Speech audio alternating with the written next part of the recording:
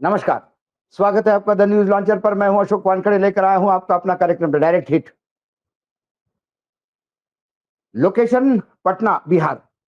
सारी खबरें बिहार से ही है। बिहार में उत्पात ही इतना हो रहा है क्योंकि बिहार के चुनाव अब सभी राजनीतिक दलों के लिए जीने मरने का सवाल है।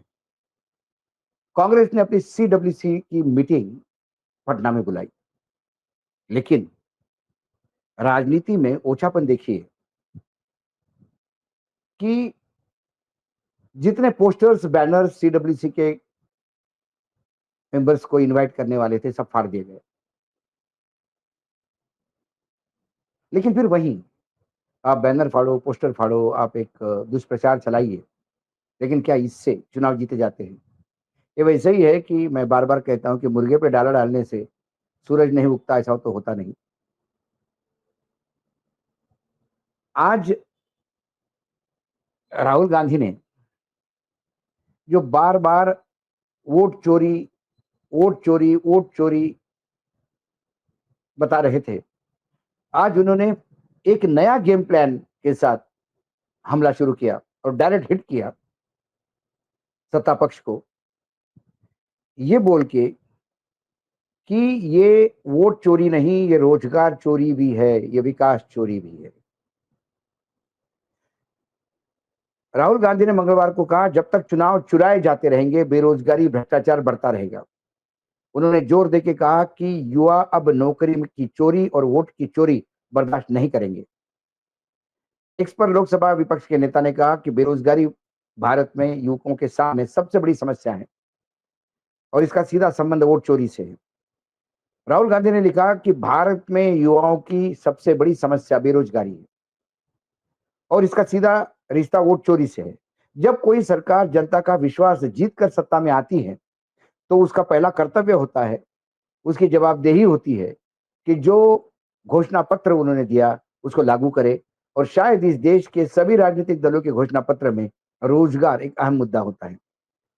पहला कर्तव्य है, उनकी जिम्मेदारी है, जवाबदेही है कि युवाओं को रोजगार के अवसर देना।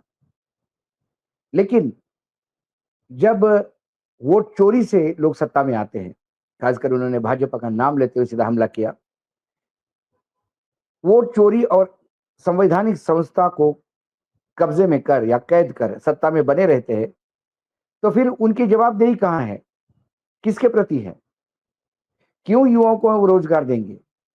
क्योंकि आपके मतों के बगैर भी सत्ता में आया जाता है।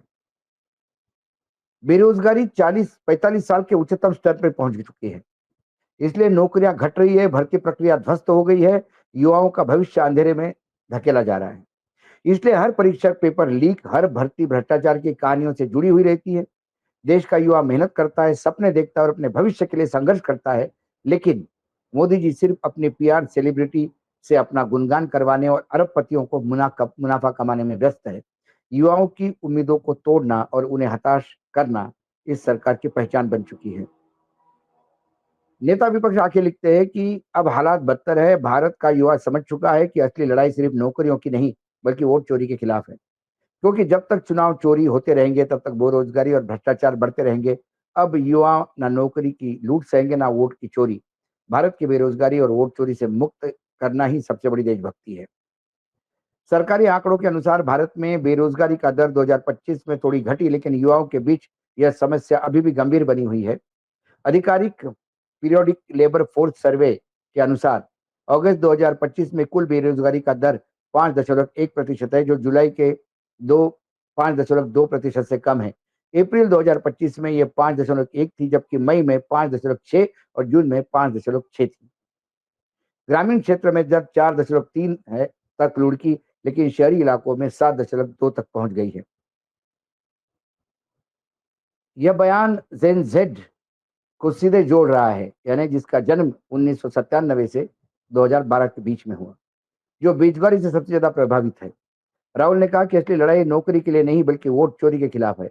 यह आह्वान आंदोलन के लिए एक स्पष्ट बुलावा है, खासकर सोशल मीडिया पर वायरल वीडियो के जरिए, जहां पुलिस की लाठीचार्ज और पीएम मोदी के पीआर गतिविधियों का कंस्ट्रक्ट दिखाई देता है, विपरीत दोनों चित्र दिखाई देते हैं।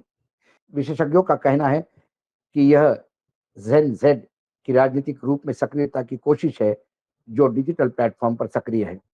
2014 के चुनाव के पहले मोदी जी ने वादा किया था कि उनका हर साल 2 करोड़ नौकरियां पैदा होगी, लेकिन 25 तक ये वादा पूरा नहीं हो सका। विपक्ष का आरोप है कि सरकार इसे भूल चुकी है। सरकारी दावों के अनुसार 10 वर्ष में 17 करोड़ नौकरियां पैदा हुई, जिसमें ईपीएफओ, ईएसआईसी, रोजगार मेला और मुद्रा योजना शामिल है। स्वास्थ्य मंत्री मनसुख मंडाविया ने संसद में कहा कि मोदी 3 में पीएम विकसित भारत योजना रोजगार योजना के तहत 4 करोड़ नौकरियां आएगी। हालांकि आलोचक इसे गुमराह करने वाला बताते हैं। पीपल्स डेमोक्रेसी रिपोर्ट के अनुसार 2016-17 से लेकर 23-24 तक केवल 2.5 करोड़ यानी 2.5 करोड़ नौकरियां बनी, जबकि 20 करोड़ की जरूरत थी। केंद्रीय नौकरियां भी ठेके पर आधारित है और विपक्ष कहता है कि वादा झूठा था। आर्थिक सर्वे भी स्वीकार करता है कि 2017-18 में 6% जो दर थी बेरोजगारी की वो घटकर 2023-24 में 3.2% हुई, लेकिन गुणवत्ता वाली नौकरियां कम है। राहुल का बयान बिहार विधानसभा चुनाव 2025 के ठीक पहले आया। यह बेरोजगारी का मुख्य मुद्दा है। बिहार में युवक सड़कों पर उतर आया। BPSC Bihar public service commission की 70वीं संयुक्त प्रतियोगिता परीक्षा दिसंबर 2024 में पेपर लीक के आरोप के विरोध में प्रदर्शन हो रहे हैं। पटना के गर्दनी बाग में धरना चल रहा है, जहां छात्र रेल ट्रैक ब्लॉक कर रहे हैं। पिछले दिनों पुलिस ने लाठीचार्ज किया, जिसमें कई घायल हुए।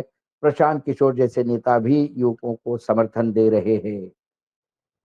वोट बाइक सर्वे के अनुसार बिहार में 32% लोग बेरोजगारी का मुख्य मुद्दा मानते हैं, जबकि वोट चोरी यानी एसआईआर स्पेशल इंटेलिजेंस डिवीजन को किया 21%।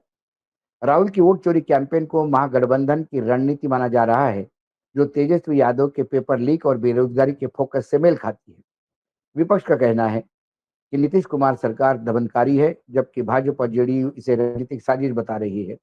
यह मुद्दा बिहार चुनाव को प्रभावित कर सकता है, जहां युवा मतदाता निर्णायक है।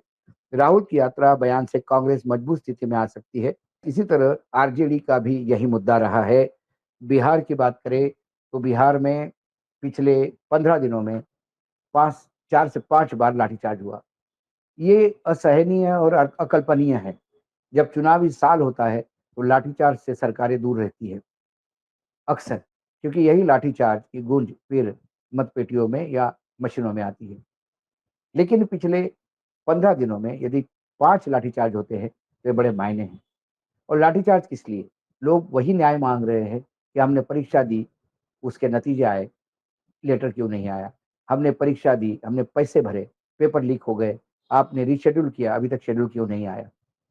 ऐसे कई चीजें हैं। जो संविदा पे लोग थे उनको निकाला गया, लमसम निकाला गया।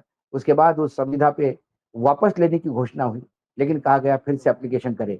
लोग कहते हैं कि जिस एन ब्लॉक में आपने निकाला वहीं वापस लाए।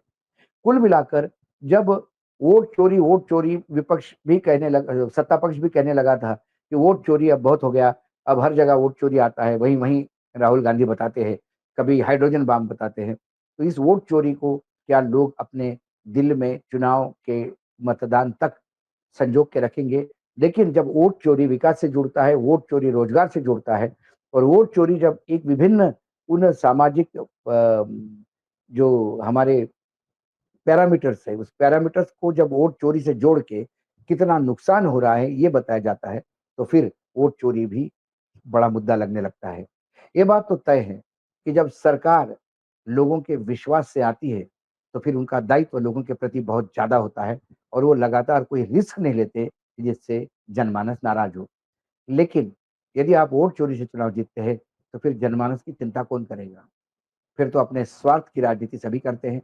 सभी मंत्री जिन भ्रष्टाचार के आरोप लगे हैं वो नए नहीं हैं, और फिर जो उद्योगपति है जिनके लिए पूरे दरवाजे खुले हैं, ये भी देश जानता है। इसको भी कोई और ज़्यादा इलाबोरेट करने की ज़रूरत नहीं।